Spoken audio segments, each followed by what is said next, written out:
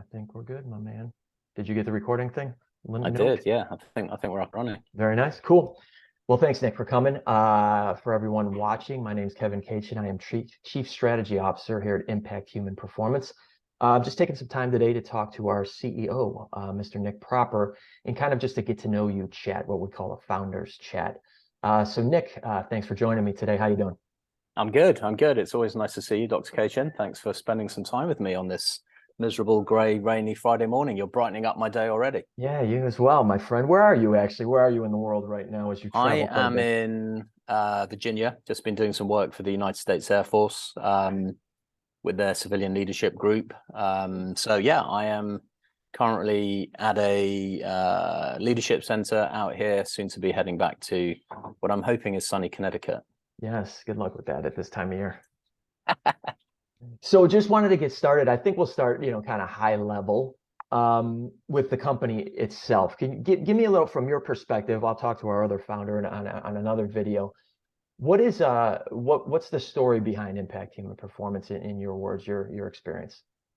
Yeah, I mean, obviously what we've done here is we've built a company to address the human challenges of trying to sustain high performance in the different operating environments that people find themselves. At a time where there are more headwinds than ever, extremely volatile, hyper dynamic kind of environment that people are in, and working for organizations, whether that's in the corporate environment or the military or the government environment, where every year the pressure to perform increases, the complexity of the tasks increase, the demand for innovation increases. And, our concern is that unless we train the humans in those businesses to continue to increase their capacity to perform, there's going to be a point at which things are going to break. And, the mission essentially, I guess, for us is to train people in these human systems to be able to, with confidence, continue to get after the things that they want to achieve, both in their professional and personal life. So, helping people confidently pursue their dreams, really, whether that's in terms of their career or what they want to do outside of work, and understand how to regulate their system to make sure that the system can back them up and not let them down when, the crunch comes. Yeah, nice. What does that look like? Just being a little more specific, like what are we walking into these places, and you can, I guess, say some of the folks we work with, even at this point, depending on when somebody's watching this video. What are we doing specifically with these folks to kind of get them into this, bettering of their lives? Yeah, I think I suppose there's sort of three areas where we're predominantly operating. One is, what we would consider the foundational requirement of this work, which is we always talk about helping people get their head above water. One of the things I think we've learned collectively, if we go in too early with too much breadth in the training, people just aren't ready to absorb all that kind of new information because they're just struggling candidly to get through the day. So starting point is to go in and build a foundation of managing stress more effectively, which ironically is one of those skills that never gets taught. We find people in these environments have just learned to cope, and they've built a lot of gnarly scar tissue over the years, but they haven't really set themselves up with a system whereby they can manage stress optimally. So we need to train people in that. And then the other side of that coin is reframing this idea of what recovery looks like. The corporate, military, government world are largely unrecovered, and the problem with that is people are just experiencing sort of the damage component of the human growth opportunity, which is if we stress effectively, we create the opportunity to grow as humans, but it's actually in the recovery phase where the growth happens, and we just see a complete absence of recovery. So people are not growing from this discomfort, they're just experiencing the damage component. So that's really where we start. That's essentially the system that underpins this idea of resilience. That's a word that we've become a little bit wary of, just because for the last couple of years people have been told you better be resilient, your team had better be resilient, I really hope your organization is resilient, but no one really showed up to train people how to do it. And that's really what we do. So that's the starting point. And whether that's live, in person, working with cohorts or working with whole companies, everyone needs to build that foundation. And then once we've done that, then we set people up to say, all right, I've got a good basis in place. Now I want to move from what we would describe, I suppose, as the very effective allocation of what little energy I have left, to how can I increase how much energy I have to start with so that I can actually just achieve more. So that starts to look at training in the human energy system. How do we help people understand how to, just increase the capacity that they have in the tank to begin with? And that's looking at things like movement and sleep and nutrition and hydration. Essentially, how do we fuel the system?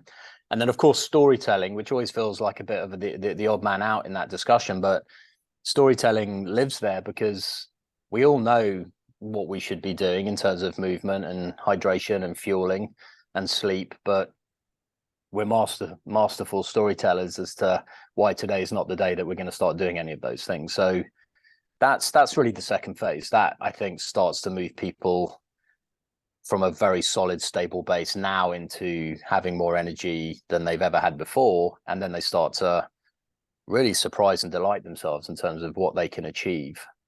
And then we have the sort of the third component, which is more for kind of a leadership audience, people who are people managers. Once you've established a very good framework for this as yourself, as a human, as an individual, we often get asked, how can my team, or how can the individuals that have been through this program now take it back to their teams? And so we developed a program specifically to enable that. That really starts to look at the interaction of that human with the key stakeholders that they're experiencing every day. So it's kind of, those are the core areas that we're operating in. And as I said, some of it's going in live and working with the cohorts. I think that's very important. The human connection, the social interaction of our work is critical, certainly to begin with. And then we have a lot of digital assets, that we put in place from a sustainability perspective. One of the most important things that we've learned in the last couple of years is there's a real danger with some organizations. They do a one-off session for the total company, and it's important they don't feel like we've had that discussion, we delivered that training, people should be good, because like anything else, it's a skill set, it's a muscle group that needs constant training. So it's more important that we kick things off well with some kind of big set piece intervention in the business, but then just as important is what is the sustainability plan, and that's where a mix of kind of in-person work, live work, virtual work, and digital assets that we have kind of come into play. Nice. Yeah, and I would just add to the first part you said, people don't understand recovery. What I've seen, I've been doing this stuff, as you know, for almost 30 years, and people don't even understand the concept of stress. Really, they just heard the word stress hundreds, if not thousands of times. Many other words, we've heard that many times too. And then just by repetition of hearing the word, we think we understand what it is.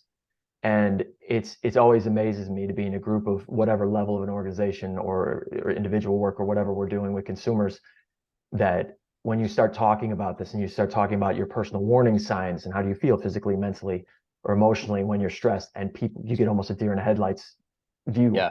People have never thought about it, to your point that we were never taught this stuff in school. So we just model what's kind of around us, whoever's around us. It starts with our parents or whatever the authority figures are when we were younger, and then maybe teachers, people around us, and it seems like they deal with things well, so I kind of will inherently just do what they do.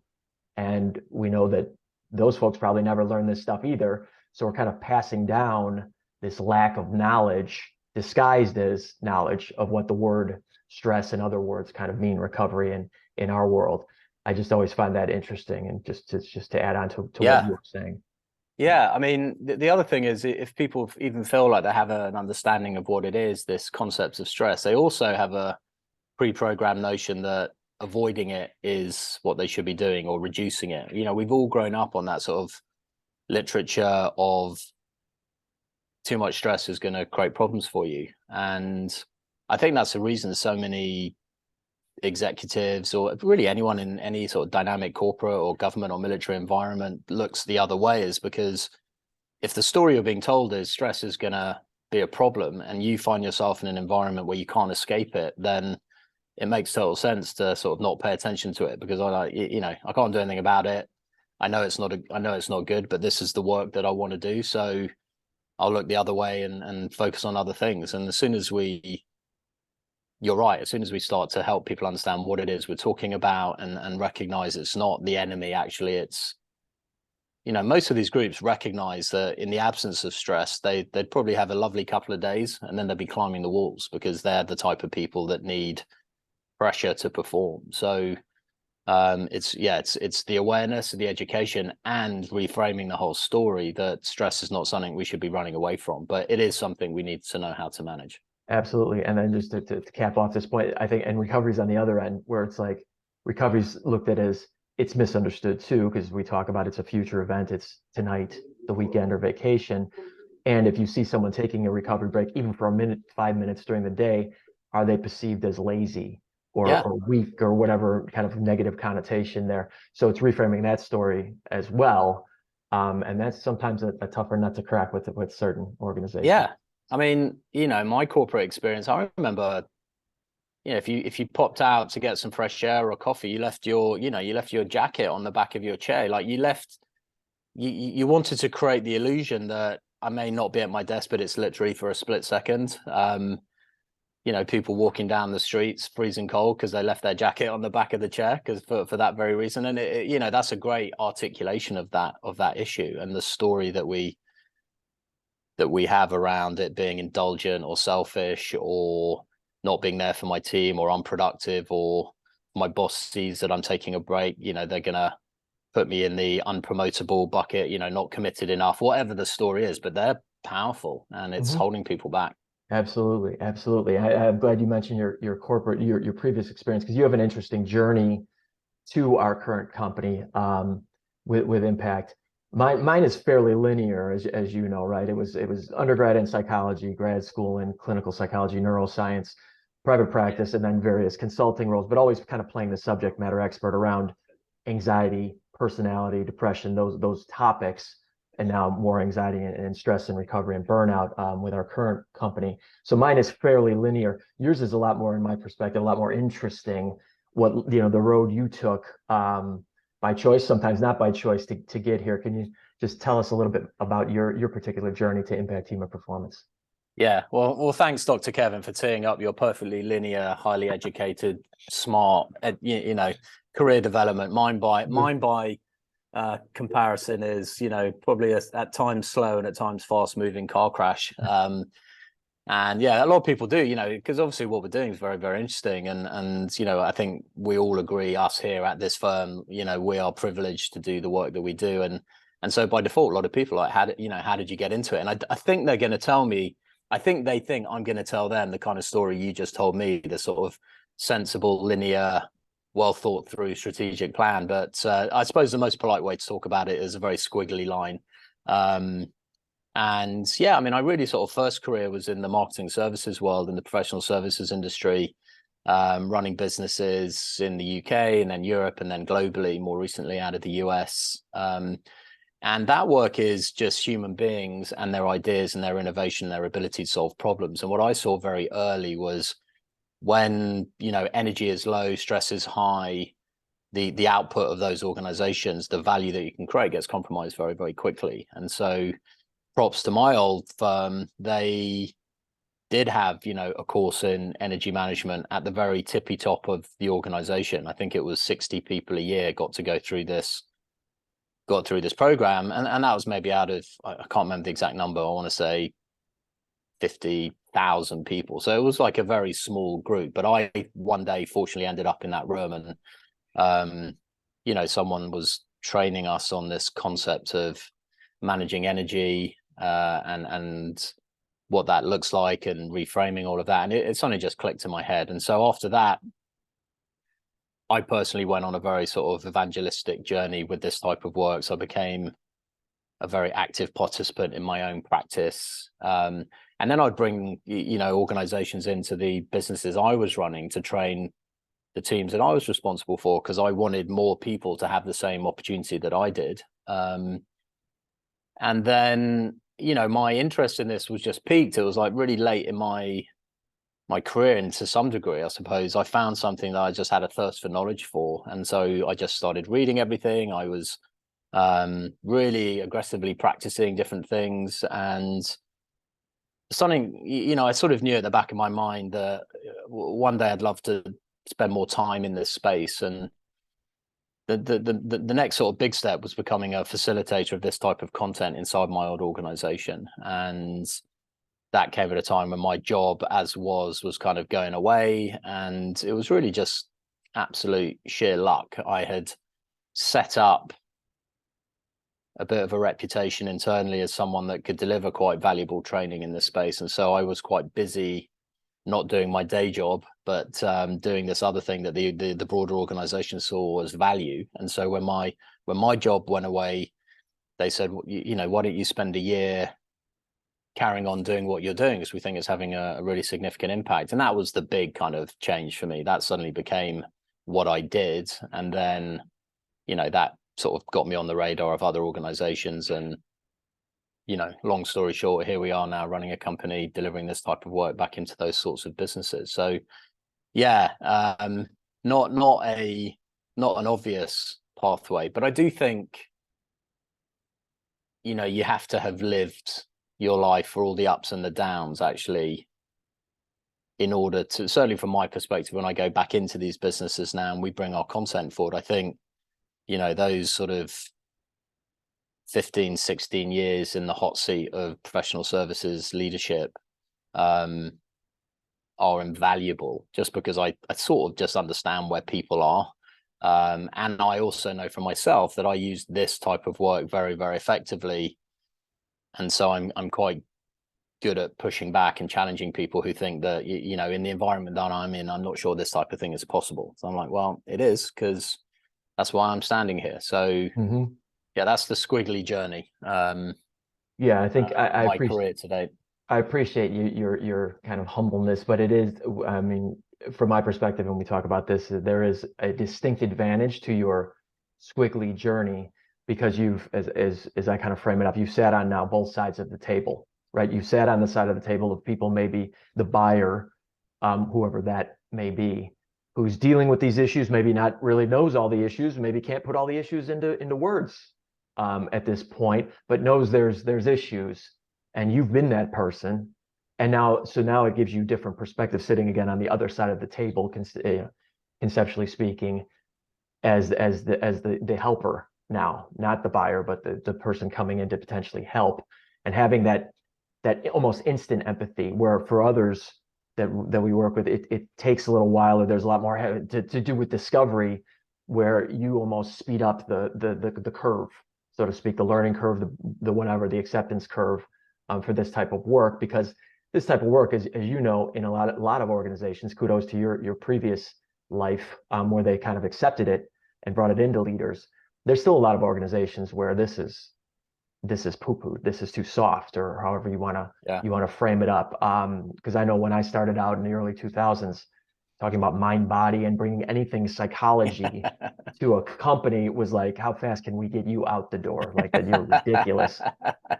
So, you know, it's been I think we're the luck of timing is helping us, but also I think the skill sets now, that people can come from a squiggly journey. They don't all have to have this whatever psychology background, whatever I have to offer.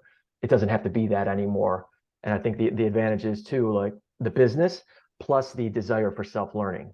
And then when you combine those two things, that can be extremely effective in this space, not necessarily even in our company, but just in the helping space. And those two are somewhat rare qualities. You can get the business person who kind of likes this stuff, or you get the person who knows this stuff really well but doesn't have a lot of business experience. So when you find like the gem of the business experience and someone who is really just eager to learn and implement, you know, the helping side, and that knowledge is a wonderful thing. So kudos to you and your squiggly journey. We're glad it squiggled up to us.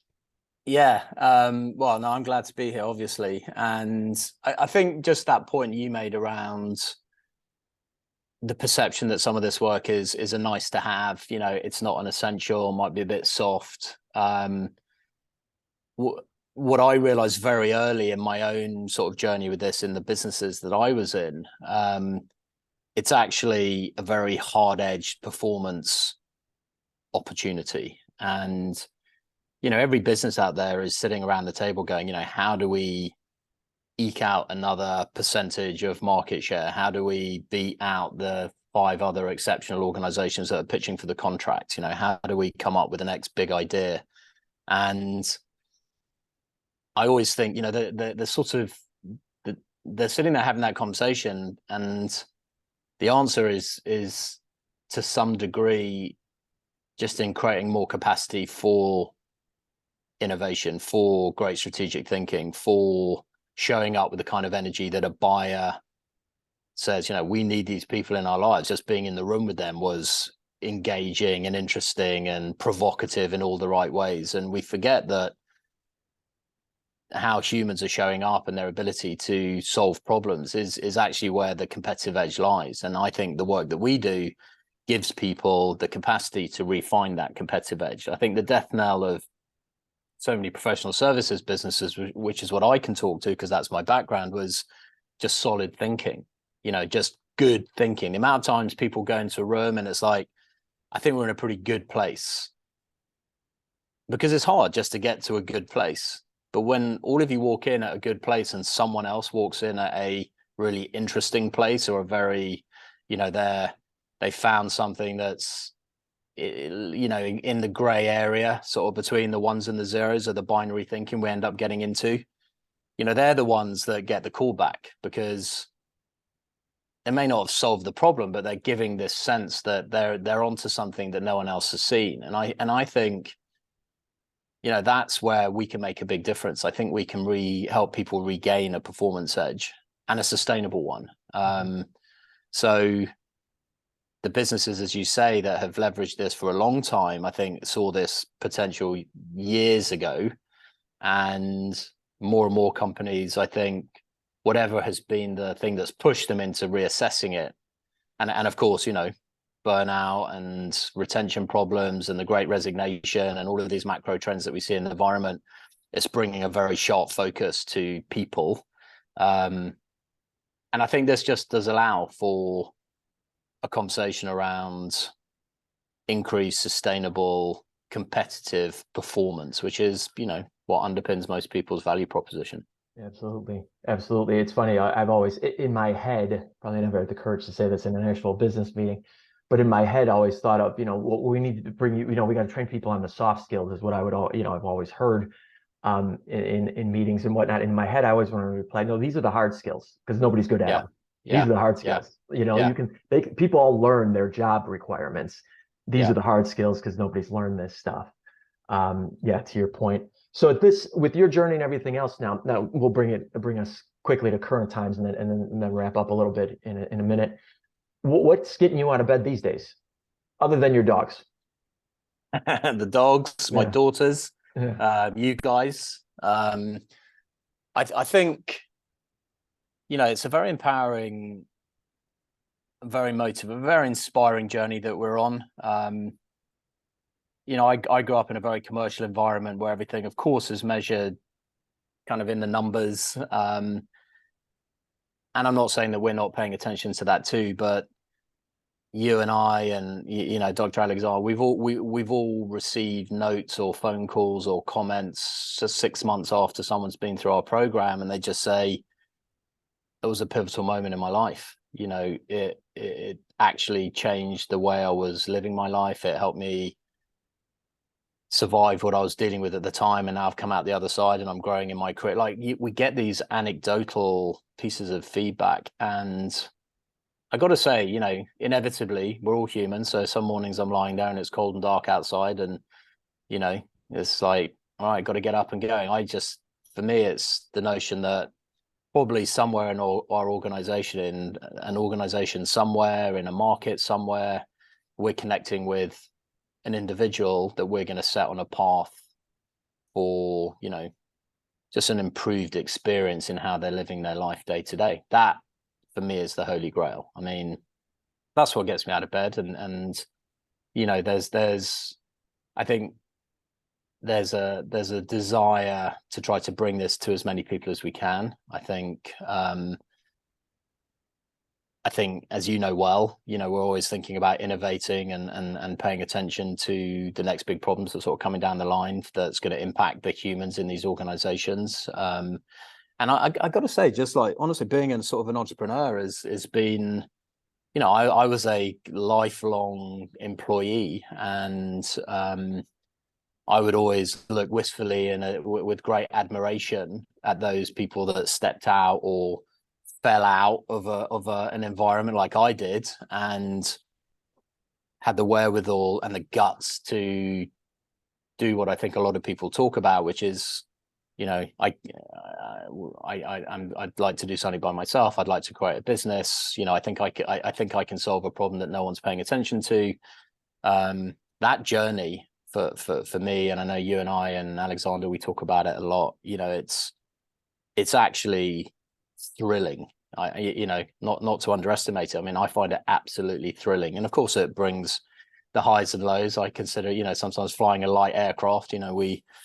Sometimes we're soaring into the blue sky. Other times we're upside down, falling out of the sky, and then everything in between. But I would take, backing us to solve problems and do well in what we're doing any day over the perhaps what I consider to be the structure and the security of some of these big organizations. And so that if we're not making it happen, it's not happening. It's a big driver of getting out of bed in the morning. Yeah. We don't have the luxury of, there aren't people in other divisions who may have a great quarter if we don't, that, may provide a little bit of cover whilst we close some deals. It's like, whilst you're lying here, Nicholas, nothing is happening in terms of new business opportunities. So get up, get moving, and let's go. And yeah, I just love what we're doing. So, that's a real blessing. Yeah. And I would just add to a point you made a second ago, is there's this, as we've seen with folks we're working with or in deep discussions with, there's a perceived structure and kind of support in a large corporation. It's perceived, because it may not actually exist. And a lot of times folks find that out the quote unquote hard way.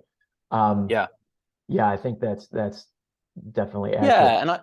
And I think, it's funny enough, in the last couple of sessions I've run, I've been asked some questions about, actually, someone asked me a question yesterday around, are there just organizations out there who are trading on a business model of, we'll push people to breaking point and then we'll just turn and burn and, bring in the next generation. And I always I do make an important point in those moments where I'm like, look, I genuinely believe this to be true, and call me naive, but I think almost all leaders get up in the morning and want to be good leaders. They want to be there for their people. They want to make great decisions. And then just the sheer complexity of what they have to deal with, no doubt, can have them focus on the wrong things or focus on things that they're being told to focus on that have a detrimental impact on their people. But I don't think the organization, the quote unquote organization, I don't think there's as much Machiavellian sort of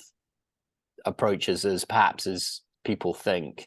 And of course, there is a huge amount of instability, and you're right, the sort of security of, I work for a company, billions of dollars in valuation, tens of thousands of employees. This feels like, it's pretty solid. And of course, you might be sitting in that part of the business that has an adjustment because of trading environment, and people get bounced out of these businesses, and that is that is the nature of the beast. I don't think, but I think it's ultimately people are trying to just make good decisions day in and day out, and sometimes the human is the collateral damage, but generally I think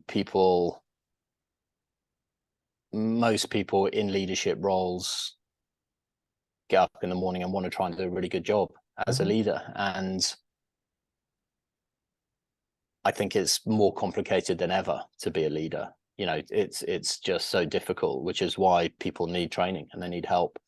From a human perspective. They get a lot of great functional leadership training, but I think just the finding that balance, and if they're regulating themselves well, they have a much greater chance of leading well. Of course, that's what you and I spend a lot of time when we're teaching our leadership training program, is mostly when leaders will retrospectively look back and say to the, not a great day today. That was almost always because in the moments that mattered throughout the day, they were operating out of their stress response, or they were operating out a moment of burnout. So of course they're not going to make a great decision. They're not going to show up well. But if we can help them win a few more of those moments throughout the day, that's how they can actually start to drive some sustainable change. So I think there's a crazy expectation on leaders. I think it's harder than ever.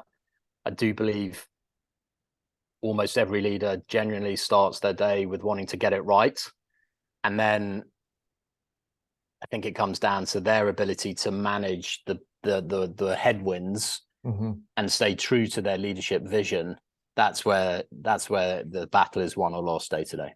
Yeah, and I think even further, and this is coming from a session we ran last week with a very rapidly large company, rapidly growing and large company, is we were in with high-level leaders, and I remember we were saying you've got to take care of yourself first, because if you're in stress, your physiology won't allow you to connect with other people. It's in protective survival mode. So take care of yourself first.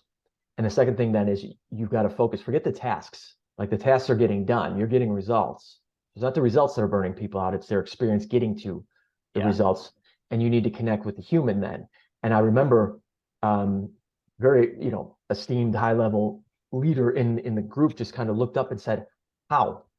And was serious, where it was, how do I get to introspection with a person? How do I actually do connect with them beyond kind of a surface level? How are you doing?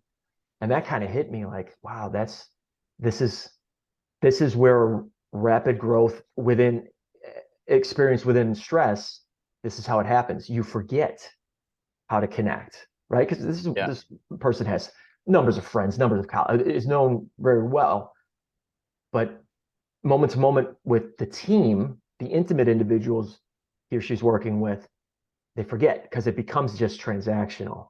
So it's this ability, you've got to regulate yourself first. We're supposed to be talking about you, Mr. Proper, and I'm turning this into a lecture. But it's just always interesting to me that even at the highest level, getting back to kind of where we started, folks never learned this stuff. So you've just kind of done what works, and then maybe you progress through your career, whatever that looks like, and you have this false sense that, well, I must know this stuff because I've heard these words a lot of times, and I have a team, so I must be connecting with them. Or maybe I'm an entrepreneur or a solopreneur, but I'm working with other people and I'm teaching people, so I must be connecting. Maybe you are, but maybe you aren't. And the question is, how do you know if you are or aren't? That's really it. How do I gain my awareness to know if I'm actually connecting or if I'm just transacting constantly during the course of the day? You said something in that session that I was fortunate enough to sit at the back of the room and observe. So one of the trends that we see, and I hear a lot in my business development conversations and my client relationship stuff, is the impact of work intensity. I think this is something that gets surveyed, and I think organizations are getting some very challenging results as it relates to the people in the businesses, flagging the downside of this never-ending increase in work intensity. And it's very complicated to solve for that, because businesses aren't going to say, hey, let's just half production this year just to let everyone catch up with themselves. That's never going to happen. But I thought you said something brilliant, which was, when it comes down to it, it's not sort of the volume of the work or the work itself that burns people out. It's how they experience the work, which brings sharply into play the human factor. Because as you just said, two different people receiving exactly the same brief will get to the deliverable, because they're all talented high performers. They'll get to the deliverable by the date that was set, but they're both going to go on completely different journeys to get there, depending on their experience of the work. And the experience of the work inevitably means the experience with the people that they are working with, the people that are leading them, the people that they are relying on in their teams to help support the deliverables. And so I just think that's such a great way to crack open this nut of work intensity. And as I said, it's a complex issue. But even if leaders ask themselves that simple question, how could I change the way the people I need to do a lot of work in this new thing that, you know, is on top of everything else? Is there a way I can help them experience it slightly more positively in a slightly lighter way? Can I set it up so that their experience of what's about to happen is a little bit more comfortable than it could otherwise be? And for me, that's just been rattling around in my head ever since you said it. I think it's such a genius insight. Okay. We need to end the interview exactly right now. I was called brilliant and genius in the last 2 minutes. It can only go You completely sent the money, right? downhill. You sent Yeah, the checks in the post, right? You told me to exactly. say that. Yeah, it is nowhere but downhill for probably the rest of my day, let alone this particular chat here.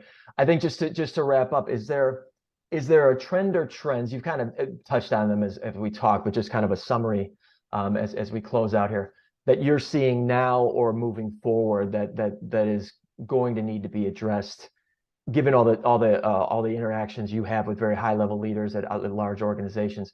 What are you just seeing, if you could sum it up, one or two bullet points, if you can, that's simply what's happening now, or what are you seeing that hopefully folks at organizations can start to get ahead of before it kind of grows out of control and Yeah. potentially starts damaging folks. Yeah. So number one, I would say is, and you touched on it a little bit with your conversation around connection versus transaction. Given the hybrid nature, every organization is in a slightly different place right now with where their people are, home, at work, hybrid. And then, of course, these organizations who have huge swathes of people that never were allowed to go home because they work in clinics or hospitals or manufacturing plants or in the military, where it turns out you can't maintain national security, you know, from your bedroom. So I think there is such an impact of, and it's not settled yet.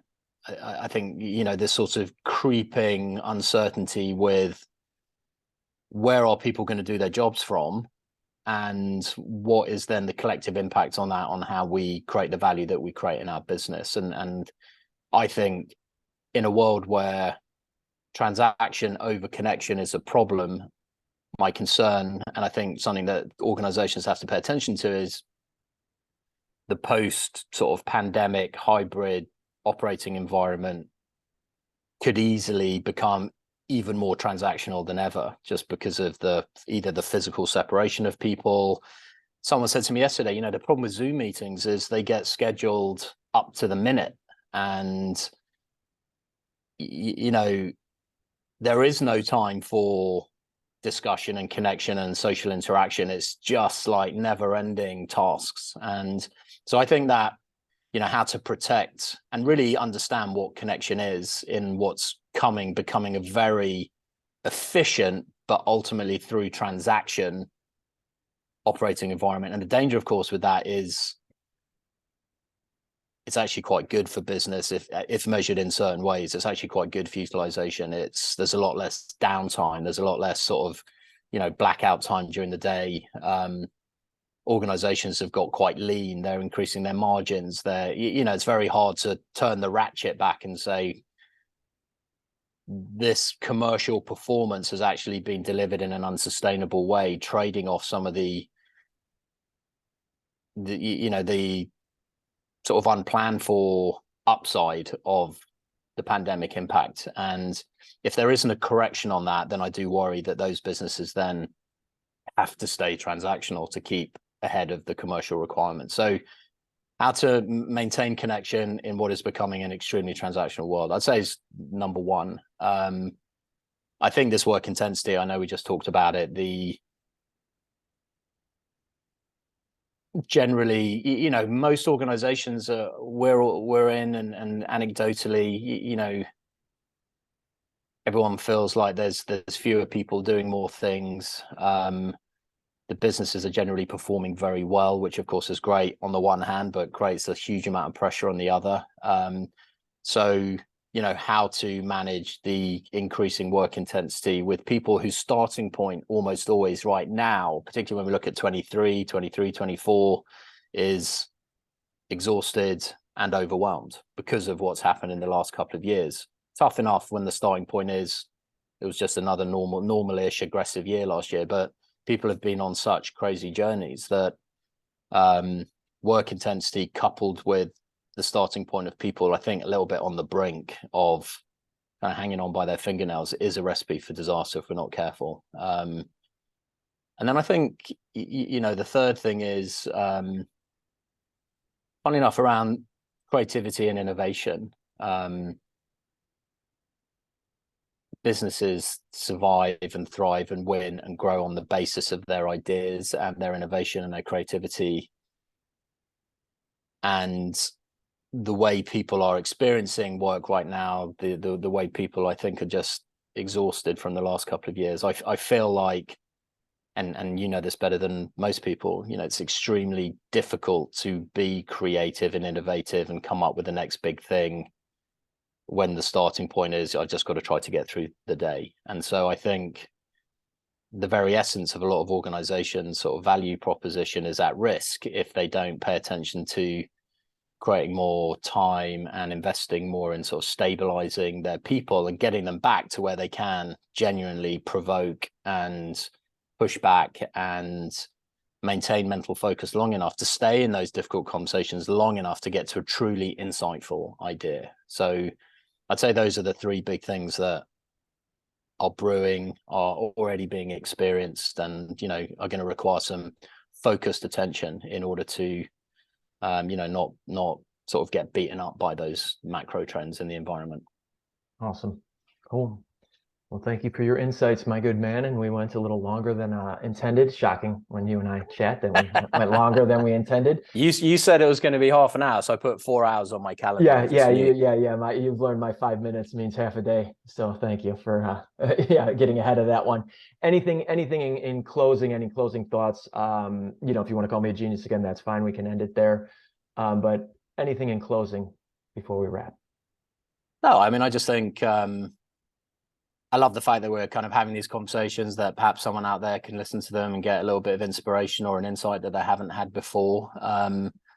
And, talking about, I suppose my final comment is, if we can help, which is what I think we do very well, create a language for organizations to talk about things that historically have been very hard to talk about, like stress and anxiety and all the sort of, fight or flight response and depression and burnout and like recovery was also a kind of a dirty word, like you said. And so if we can just create a narrative and a way of talking about these things so that it's okay, I think that's really the starting point for so many businesses and so many teams, is just to be able to ask the question without coming from a position of fear of, if I ask someone how they're doing, maybe I'm ill prepared to respond to what they might say. And so we just don't ask the question. That's just, I'm guessing, human nature. But if we have some kind of diagnostic tool, some kind of framework for at least being able to offer some thoughts or some guidance based on what someone might say, I think that could change everything. I mean, that if every leader out there was prepared to ask the question and then had some kind of insight and guidance and training in at least recommending what that person might choose to do next, I think we can actually start a revolution. Yeah. Yep. Well, hopefully we already are, my good man. And awesome. You are a genius. And you are a genius. Just, I know you wanted me to say that again. Yeah, just pick up. You need to pick the mic up and talk right into it. Anyway, all right. Thank you, sir. And we will talk soon. Thank you, everyone, for watching. We will see you soon. All right. Thank you, Dr. K.